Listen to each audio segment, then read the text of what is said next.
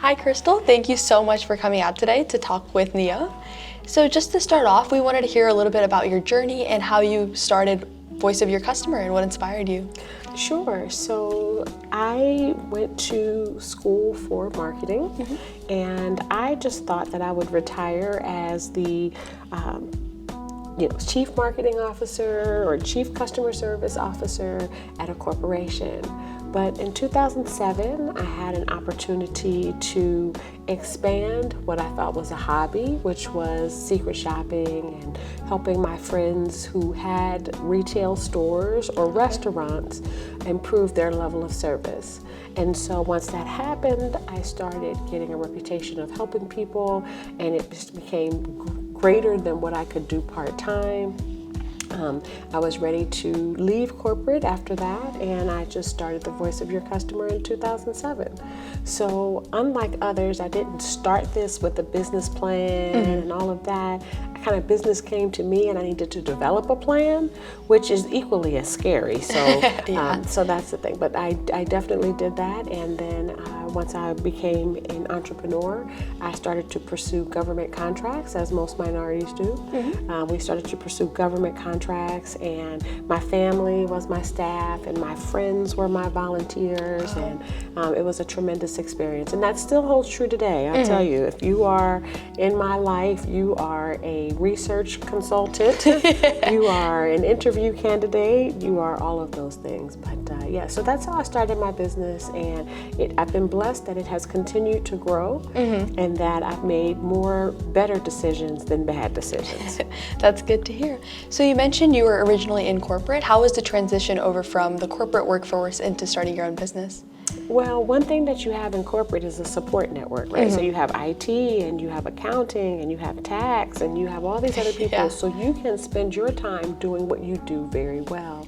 When you become an entrepreneur, then all of a sudden you become a jack of all trades. And so even though I was a very good marketer, I was not familiar with the software for accounting. I was not familiar with the systems that we had. I knew as a user what I needed, but I didn't know what we needed on the back end for networking and growth and development.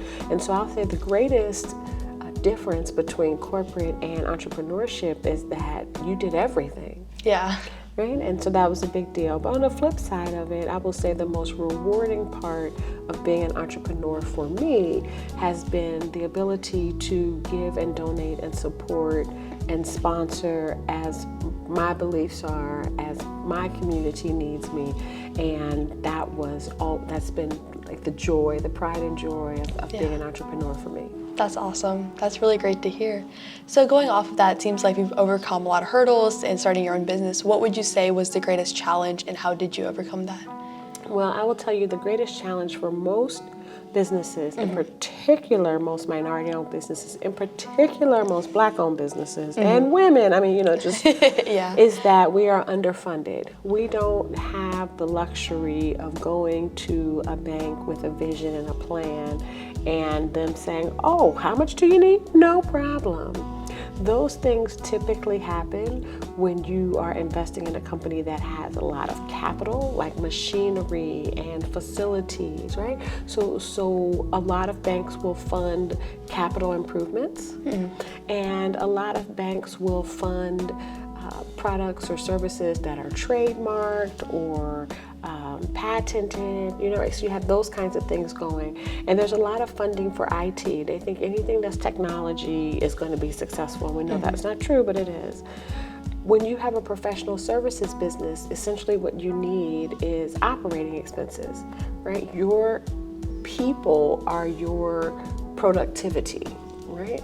And most banks do not fund professional services in that way. So we end up using our personal credit cards, our home equity loans, our insurance policies, and any place else that we can get infusions of cash.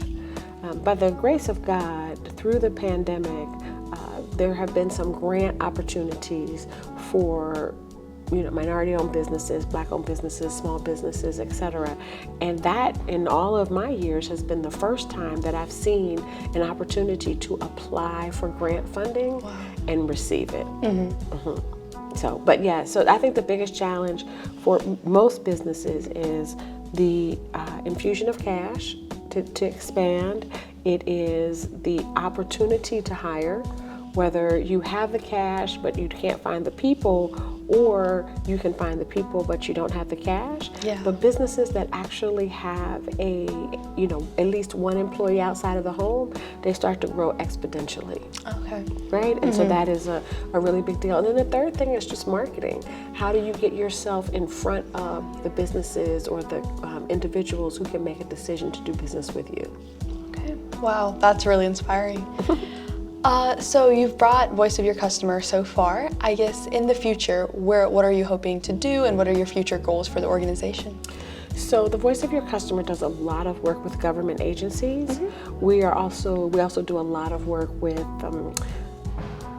nonprofits that are funded by government agencies through grants. So that's kind of been our sweet spot for a really long time. And one of the things I would like to do is to expand into more diverse industries. So that could be in the corporate world, it could be in the small business world, it could be something other than having our government, a B2G, as being our primary source of revenue. Right? So I think it's always important to have multiple sources of revenue, Yes. or multiple sources of clients, so that you can balance your year, balance your fiscal year, balance your time and your staff. So that would be a real opportunity for us, would be to grow into the corporate world. Okay. Another opportunity for us to grow is to grow our media company. So in 2016, we started a media company called The Voice of Black Cincinnati. Yes.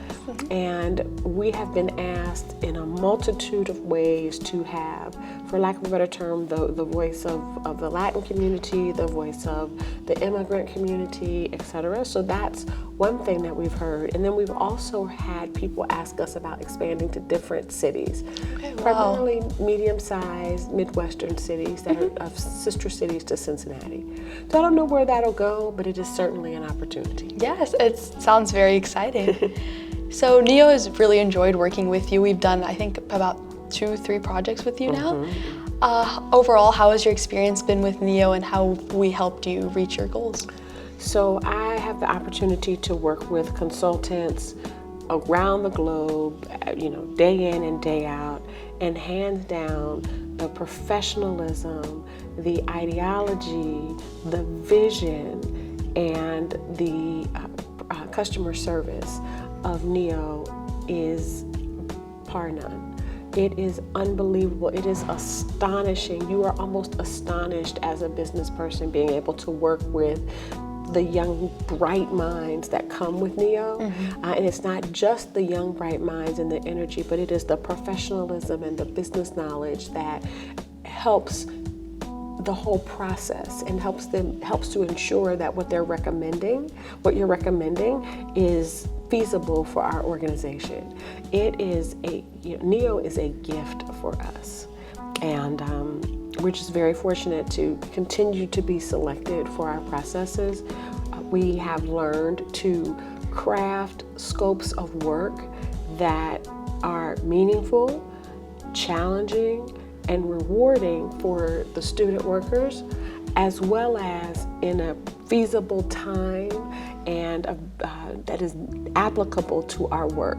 So that is a real art, because you have to really know the Neo team to know how to submit a proposed project. And when you do that, if you have that sweet spot, it can just be incredible. And so every year we learn something different. We've learned about the timing, we've learned about the request, we've learned about scope creep. Yeah. Right? Because your teams are large and everybody wants to do their different parts. Yes. But I've been fortunate enough to have projects that are of the right size, and then just have a smaller team. It's a closer relationship. It's a more intimate relationship when you're working. It's you're not managing so many schedules, so it makes it easier for the team to get together and huddle and talk. And so I hope that's something that, depending on the size and scope of the businesses and the projects that you take on in the future, that you will be mindful of that. Yes, that is very good to know, and that kind of leads up to my next question in terms of how do you feel that NEO can improve and help more local businesses? So I think that's definitely something we'll keep in mind, but if you had anything else to add in that sense. I like the smaller teams. Yes. I also believe that, I'll tell you things that I've told everyone, that it's important that we work on the scope. And I think that some projects have had scope creep and not clarity, and you've run out of time. It's just because it wasn't scoped well. Yeah. And so I have even suggested, especially the people on the team who function as project managers and relationship counselors and those kinds of things, that their project for the semester might be scoping someone's project. Okay, yeah. Right? And so you might scope it this year, and then you may implement it next year. But what the notion that people come with all of these projects, I think we kind of just got ahead of ourselves in wanting to help people without ensuring that not only could we do the project, but we could do the project in your school semester that didn't conflict with your schoolwork, and that at the end of the day, that work was rewarding. So that was one thing we learned over the years. Another thing that I think that we've learned over the years is the timing. So there's so many times that the final project is presented the week of your finals or the day before your finals. And so if the client has questions or needs training or something like that, that didn't happen. So there have been projects and friends of mine who've received great data or information, but they didn't know how to use it. They didn't have the systems that were used to do it. They couldn't ask a clarifying question because as soon as the semester ended, the team went away. So I'm a true proponent of backing up the timeline and giving yourselves, having a scope that's meaningful enough to be challenging, but also that can be done in a timeline that still gives you a week or two before your crunch time and finals to answer someone's questions. Yes, that's very helpful. Thank you. And the last thing I will say, and I've told people this too, when I'm coming from being a minority and being a person who's often stereotyped, I often find on the project teams that I see that it is Americans who are the relationship manager, the person who talks to the client, the salesperson, and then it is the persons of other nationalities or races that tend to do a lot of the technical work. And what I would like to see is for us to rotate that, because you all will be going into workplaces. And I would love for everyone to have an opportunity to experience some of each of the roles, right? And so I say that because I want everyone to feel comfortable speaking, and I want everyone to feel comfortable in understanding what work is being done. Yeah, that makes a lot of sense. Right? And so I've said this to the team before, for the next project, I want some diversity within the diversity of the groups, right? And I only say that in love because I do love NEO. I love NEO and I love the students. I want the best for them. I have worked tirelessly to figure out how you all can be paid, because you deserve that through the state programs or internship programs or school credit or something. The work is that good. But I also believe that as a business person, in addition to receiving the great work you do, I have a responsibility to share some business practices so that you all will be successful in the workplace. Because success in the workplace is more than about your ability to complete the technical task. You get your first job because you can do the task.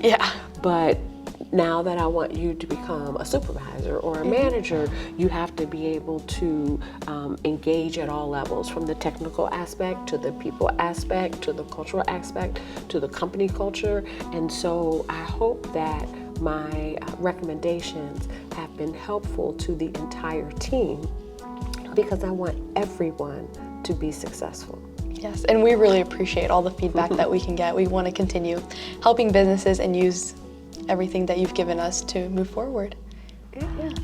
So thank you so much for coming out today. We really appreciate it, and we've had a great time working with you this semester and past semesters as well.